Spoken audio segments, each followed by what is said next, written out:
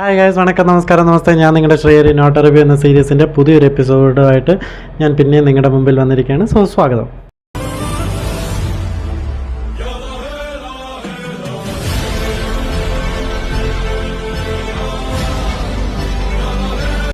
So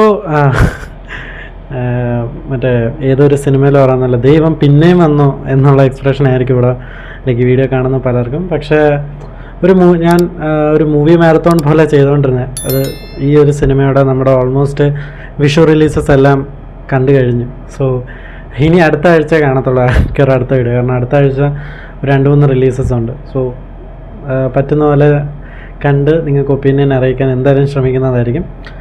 വീഡിയോയിലോട്ട് പോകാം. Actually ഇന്ന് ഞാൻ കണ്ടത് ഗോപിചന്ദ് മലിനേനി ഡയറക്റ്റ് ചെയ്ത് സണ്ണി ഡിയോൾ, സയാമി ഖേർ, മുരളി ശർമ്മ, രൺദീപ് ഹൂഡ, രജീന കസൻഡ്ര ഇവരെല്ലാവരും പ്രധാന കഥാപാത്രങ്ങൾ അവതരിപ്പിക്കുന്ന ജാട്ട് എന്ന് പറയുന്ന സിനിമയാണ്. സിനിമയെക്കുറിച്ച് ഒരു വൺ ലൈനായിട്ട് പറയുന്നത് വെച്ചാൽ, ഒരു സൗത്ത് ഇന്ത്യൻ ഡയറക്ടർ ഒരു പക്ക തെലുഗു കമേഴ്ഷ്യൽ അല്ലെങ്കിൽ ഒരു കമേഴ്ഷ്യൽ പോട്ട് ബോയിലർ ടെംപ്ലേറ്റിൽ ഒരു ഹിന്ദി സിനിമ. അതാണ് ആക്ച്വലി എന്താ പറയുന്നത് ജാട്ട്. പക്ഷേ not in a bad way. ഭയങ്കര എൻ്റർടൈനിങ്. എനിക്ക് പേഴ്സണലി ഞാൻ പറയാൻ വന്നതിൻ്റെ പേഴ്സണൽ ഒപ്പീനിയനാണ്. ഭയങ്കരമായിട്ട് എൻ്റർടൈനിങ് ആയിട്ട് എനിക്ക് ഫീൽ ചെയ്തു. കാരണം ഞാൻ സൽമാൻ ഖാൻ്റെ സിക്കന്ദർ എന്ന് പറഞ്ഞ സിനിമ ഫസ്റ്റ് ഡേ കണ്ട ഒരാളാണ്. സോ ഭയങ്കര എക്സ്പെക്റ്റേഷനോടെയാണ് ഞാൻ പോയി കണ്ടത്. പക്ഷേ എനിക്ക് ഭയങ്കര ഒരു ഡിസപ്പോയിൻമെൻറ്റ്, ഓൾമോസ്റ്റ് ഒരു ഡിസപ്പോയിൻമെൻ്റ് ആയിരുന്നു സിക്കന്ദർ. പക്ഷേ ജാട്ട് എന്ന് പറയുന്ന സിനിമ മേ ബി ഇനി എക്സ്പെക്റ്റേഷൻസ് ഇല്ലാത്തതുകൊണ്ട് പോയതുകൊണ്ടാണോ എന്ന് എനിക്കറിയില്ല. എനിക്ക് ഭയങ്കര എൻ്റർടൈനിങ്ങും ഭയങ്കര എൻഗേജിങ് ആയിട്ട് ഫീൽ ചെയ്തു. ഫസ്റ്റ് ഹാഫ് സിനിമയുടെ കഥ എന്ന് പറയുന്നത് ഭയങ്കര വലിയ കഥയായിട്ടൊന്നും ഇല്ല. ഒരു പേഴ്സൺ രണ്ട് പാരലൽ സ്റ്റോറി ആയിട്ട് നമ്മൾ ആദ്യം കാണിച്ചിട്ട് രൺദീപ് ഹൂഡ എങ്ങനെയാണ് പുള്ളി ഇപ്പോഴത്തെ ആ കറണ്ട് സ്റ്റാറ്റസിലോട്ട് വന്നതിൻ്റെ ഒരു സ്റ്റോറിഗ്രാഫ് പോലെ നമ്മളെ കാണിച്ചിട്ട്, അത് കഴിഞ്ഞിട്ട് ഇന്നത്തെ ഒരു വില്ലേജിൻ്റെ അവസ്ഥ നമ്മളെ കാണിക്കുന്നു. അപ്പോൾ രണ്ടും കൂടി കണക്ട് ചെയ്തിട്ട് ഈ വില്ലേജിൻ്റെ ഈ അവസ്ഥയ്ക്ക് കാരണം ഈ പുള്ളിയാണെന്ന് നമ്മളെ കാണിച്ചിട്ട്, പിന്നെ അവിടുത്തെ പുള്ളിക്കാരൻ്റെ കുറച്ച് അനീതികളൊക്കെ നമുക്ക് കാണിച്ചു തന്നിട്ട്, പിന്നെ സിനിമ ഷിഫ്റ്റ് ചെയ്യുന്നത് നായകൻ്റെ ഇൻട്രോയിലോട്ട്. ആ നായകൻ കോയിൻസിഡൻ്റലായിട്ട് ആന്ധ്രാപ്രദേശിൽ ഇറങ്ങുകയും അവിടെ നിന്ന് പിന്നെ ഒരു സ്മോൾ ഇൻസിഡൻറ്റിൽ തുടങ്ങി നായകനും വില്ലനും കൂടി കണക്റ്റ് ആവുകയും, അത് കഴിഞ്ഞിട്ട് പിന്നെ സിനിമ വില്ലനെ എന്താ പറയുന്നത് വില്ലനോടൊരു പ്രതികാരഭാവത്തോടെ നായകൻ മുന്നേറുകയും അവസാനം സിനിമ അവസാനിക്കുക, നായകൻ വിജയിച്ചോ ഇല്ലയോ എന്നുള്ള കാര്യത്തിൽ അവസാനിക്കുകയും ചെയ്യുന്നൊരു സിനിമയാണ്.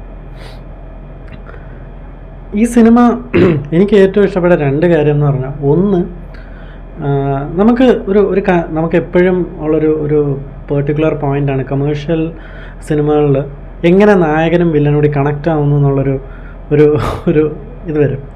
ചില സമയം നമ്മൾ വിചാരിക്കും ഇതെങ്ങനെ ലോജിക്ക് ഇല്ലല്ലോ എന്ന്. പക്ഷേ ഇതിനകത്ത് അവർ ഒരു നോൺ ലോജിക്ക് ആണെങ്കിലും അവരൊരു പെർട്ടിക്കുലർ ലോജിക്ക് വെച്ചിട്ടാണ് ഈ നായകനെ വില്ലൻ്റെ അടുത്ത് എത്തിക്കുന്നത്. അപ്പോൾ അത് കണക്റ്റ് ആവും.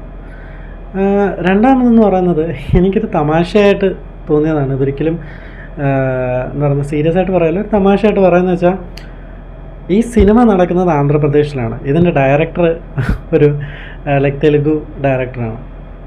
സോ ഓൾമോസ്റ്റ് എല്ലാ ക്യാരക്ടേഴ്സും പ്ലേസ് ചെയ്തിരിക്കുന്ന, അല്ലെങ്കിൽ ക്യാരക്ടർ റോൾ പ്ലേ ചെയ്യുന്ന എല്ലാവരും ഓൾമോസ്റ്റ് തെലുഗു ആക്ടേഴ്സാണ്. എനിക്ക് തോന്നുന്നു കുറച്ച് പേരേ ഉള്ളൂ, എനിക്ക് തോന്നുന്നൊരു 4-5 ക്യാരക്ടേഴ്സ് മാത്രമേ ഉള്ളൂ.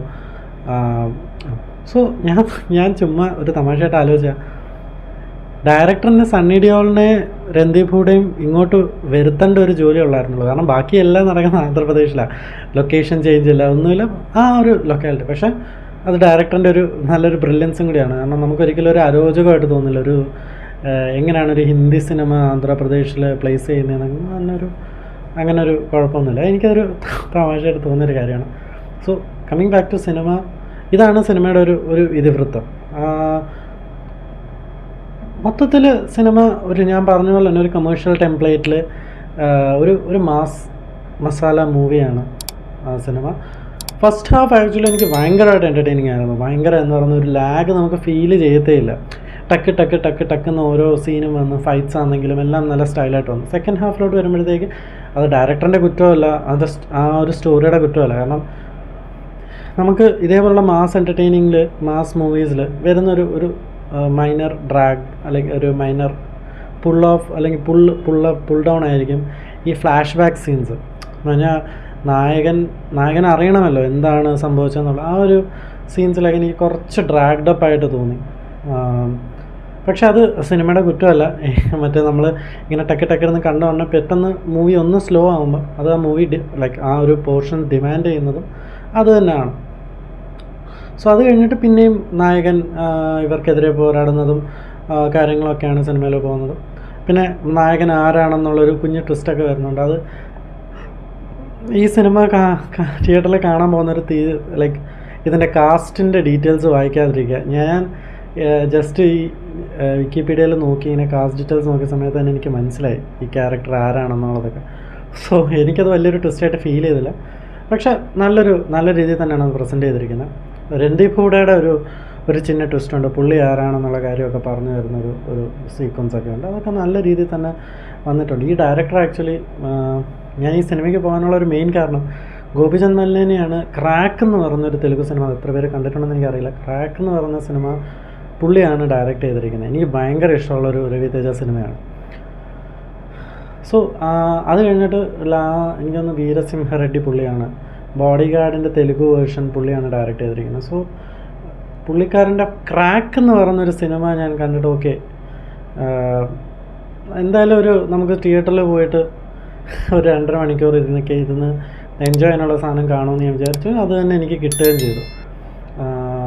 അത്യാവശ്യം കൊള്ളാവുന്ന, അത്യാവശ്യം എന്ന് പറയാം നല്ലൊരു സിനിമ തന്നെയാണ്. നല്ലൊരു കൊമേഴ്ഷ്യൽ മൂവീസ്, മാസ് മൂവീസ്, അല്ലെങ്കിൽ തെലുഗു ടെംപ്ലേറ്റ്, അല്ലെങ്കിൽ ഒരു തെലുഗു കൊമേഴ്ഷ്യൽ മാസ് മസാല മൂവീസൊക്കെ ഇഷ്ടപ്പെടുന്ന ആൾക്കാർക്ക് ധൈര്യമായിട്ട് ടിക്കറ്റ് എടുത്ത് കാണാൻ പോകാം. നല്ലൊരു മൂവിയാണ്. ഞാൻ നല്ലോണം എൻജോയ് ചെയ്തു. എനിക്ക് ഒരു ഡ്രാഗ്ഡ് അപ്പ് ലൈക്ക് ആ ഒരു ഫ്ലാഷ് ബാക്ക് പോർഷൻ അത് ഡിമാൻഡ് ചെയ്യുന്നതാണ്. ഡ്രാഗ്ഡ് അപ്പ് ഡിമാൻഡ് ചെയ്യുന്നത് തന്നെയാണ്. അതല്ലാതെ എനിക്ക് ഒരു സീൻ പോലും ഓവർ ദ ടോപ്പ് ആക്ഷനാണ്. അത് മറ്റേ ലോജിക് അല്ലെങ്കിൽ റിയലിസ്റ്റിക് മൂവീസ് ഇഷ്ടമുള്ളവർ പോകാതിരിക്കുക. Over the top action, Sunny ഡിയോളിൻ്റെ ഡയലോഗ് ഡെലിവറീസ് ആണെങ്കിലും ഇതെല്ലാം ഭയങ്കര ഒരു എക്സ്പീരിയൻസ് ആണ്, തിയേറ്റർ എക്സ്പീരിയൻസ് ആയിരുന്നൊരു മൂവിയും കൂടിയാണ്. സോ തീർച്ചയായിട്ടും പോവുക. ലൈക്ക് അത് ഇഷ്ടമുള്ളവർക്ക് തീർച്ചയായിട്ടും പോയി ഒരു വട്ടം കണ്ടിരിക്കാൻ പറ്റുന്ന നല്ലൊരു സിനിമ തന്നെയാണ്. സോ അത്രേ ഉള്ളൂ ഇന്നത്തെ വീഡിയോ. ഇനി ഞാൻ അടുത്ത ആഴ്ച വരത്തുള്ളൂ, ആരും പേടിക്കണ്ട. സോ ഹാപ്പി വിഷു എല്ലാവർക്കും. ഒന്നുകൂടി എല്ലാവരും വിഷു അടിച്ചുപൊളി ആഘോഷിക്കുക. ഒരുപാട് സിനിമകൾ റിലീസായിട്ടുണ്ട്. അതെല്ലാം തിയേറ്ററിൽ തന്നെ പോയി കണ്ട് തിയേറ്റർ എക്സ്പീരിയൻസ് റിസീവ് ചെയ്യാൻ ശ്രമിക്കുക. ഞാൻ കഴിഞ്ഞതിൻ്റെ മുമ്പിലത്തെ വീഡിയോയിലൊക്കെ പറഞ്ഞ പോലെ നമുക്ക് നമ്മളോട് സിനിമ ക്രിയേറ്റ് ചെയ്യുന്ന അല്ലെങ്കിൽ സിനിമ ക്രിയേറ്റേഴ്സിനുള്ള ഉത്തരവാദിത്വം പോലെ നമുക്കും അവരോടൊരു ഉത്തരവാദിത്വമുണ്ട്. സോ പുതിയ കോൺസെപ്റ്റ്സും നല്ല സിനിമകളും തിയേറ്ററിൽ പോയി കണ്ട് വിജയിപ്പിക്കുക. അതിനാൽ മാത്രമേ നമ്മുടെ അടുത്തോട്ട് പുതിയ നല്ല സിനിമകളും നല്ല കോൺസെപ്റ്റുള്ള സിനിമാസ് വരത്തുള്ളൂ. സോ അത്രേ ഉള്ളൂ ഇന്നത്തെ വീഡിയോ. സോ അടുത്ത വീഡിയോയിൽ കാണുന്നവരെ എല്ലാവർക്കും ബൈ. വീഡിയോ ഇഷ്ടപ്പെട്ടാൽ തീർച്ചയായിട്ടും ലൈക്ക് ചെയ്യുക. ഇതുപോലത്തുള്ള വീഡിയോ നിങ്ങളുടെ അടുത്ത് വരാൻ വേണ്ടി സബ്സ്ക്രൈബ് ചെയ്യുക, ബെല്ലൈക്കണം എനേബിൾ ചെയ്തേക്കുക. നിങ്ങളുടെ ഫ്രണ്ട്സിന് ഇഷ്ടപ്പെടുന്നുണ്ടെങ്കിൽ ഷെയർ ചെയ്തേക്കൂ, അവരും കാണട്ടെ അല്ലേ. അപ്പോൾ ശരി എന്നാൽ അടുത്ത വീഡിയോ ആയിട്ട് കാണുന്നവരെ ബൈ ആൻഡ് ഹാപ്പി വിഷു.